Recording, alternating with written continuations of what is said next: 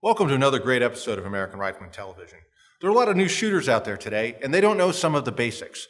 This week in our feature story, we get with Larry Quandahl. He's an NRA training counselor and, of course, an NRA publication staffer. And he's going to teach us the basics of eye dominance. For this week's Rifleman Review, we look at a very impressive pistol, and it's a 9mm from Walther. It's called the PDP. For Eye of This Old Gun, we look at the French Tabatiere rifle. Now, these were conversions of existing guns. They could have even been flintlocks, but eventually they became breech-loading cartridge guns. But for right now, let's focus on the basics of eye dominance.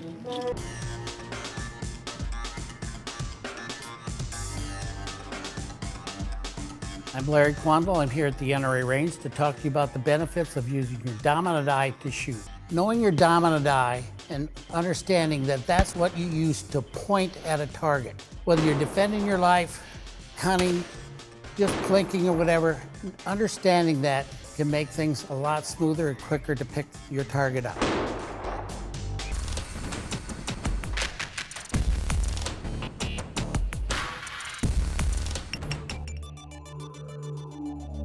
The PPQ, in my opinion, is one of the finest semi-automatic pistols of the last decade. Yet even Walther thought there was room for improvement, as they just recently came out with this gun, the Performance Duty Pistol, or PDP, which makes a couple changes to that design to create what is arguably a superior design.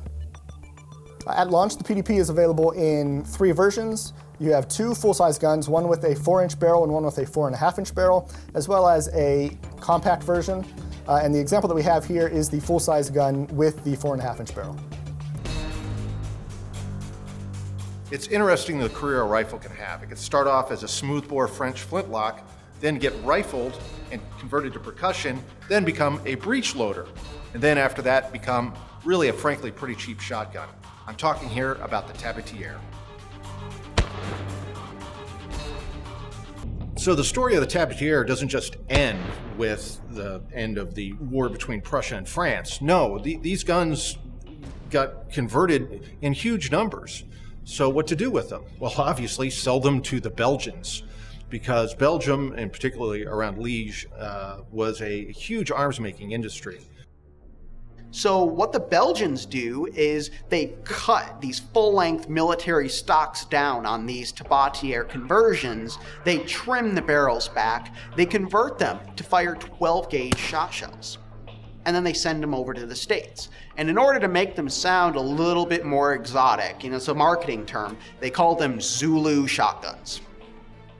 Here they had these brand new breech-loading designs that were far better than any muzzle-loading, fowling-style guns that they would have been carrying into the frontier. And best of all, these guns were cheap.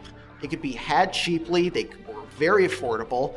And so frontier settlers bought these guns. And in fact, a lot of the surviving Tabatieres that we see in the United States today are these so-called Zulu shotguns.